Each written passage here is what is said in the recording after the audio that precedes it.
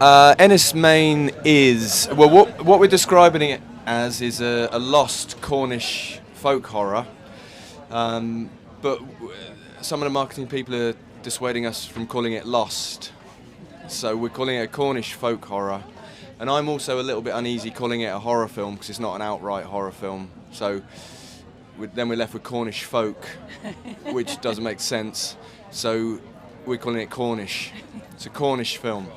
The setup is that it's set in 1973. It's about a woman who is living alone on an almost uninhabited island in the Celtic Sea off the Cornish coast, and she is there. She's played by Mary Woodvine.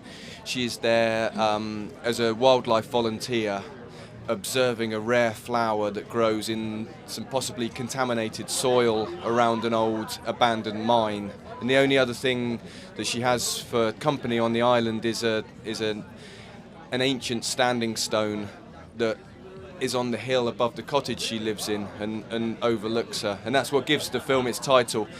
It's a Cornish language title. Enys means island, and Main, although it's spelled M-E-N, is pronounced Maine, as in M-A-N-E, means stone. So the title in English is Stone Island. I play the volunteer.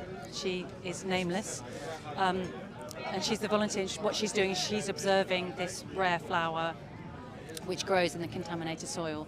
And so it's very solitary. She's on her own all the time, and has a very particular routine excuse me, every day, which is she has to get up, she has to go, she has to check on the flowers, and she has to come back and report it. She then makes herself a cup of tea, of course, and it's just sort of we start off setting that's the routine, and then it becomes subverted.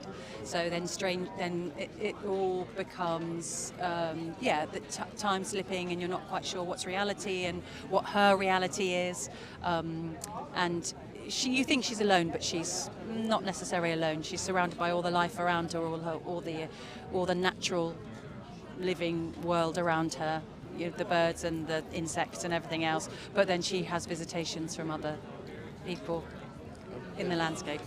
So, we were all set to shoot back in early 2020, and then got scuppered like everybody else did by the pandemic. So we were postponed by a year, and then once we got started, then we shot for 4 weeks. A week of interiors, and then 3 weeks out on the very exposed moorland and the cliffs of West Cornwall.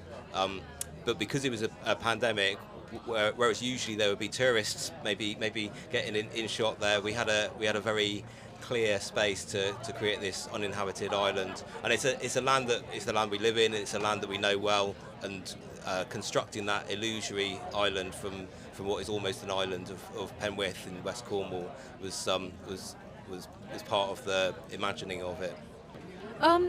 It was great. I think it all really helped to have that sense of isolation, and the crew's really small anyway, so it wasn't as if, and I certainly wasn't, I didn't have somebody on makeup who was just coming to make sure everything was okay, and I was perfect for every shot. So there was definitely a sense of being quite isolated and alone, and it informed the character, it informed the playing of the character, being alone, but also being out there, in the landscape as well, which definitely feeds into her and her sort of, and her raison d'etre, which is to she's just there for this one job, but because of things that happen, you realise that she has been there before, because she's sort of visited by herself, from the past.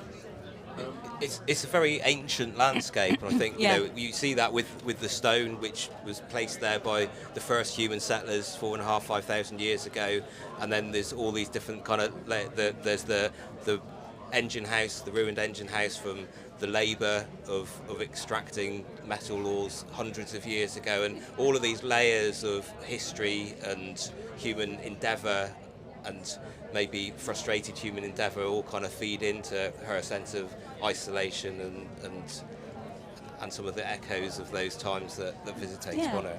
And the history of the land as well. So you've got the natural, and then you've got the man-made. influence on the land, and all the souls of the people that worked that land or worked that soil, and yes, it's and the sea, we should say as well.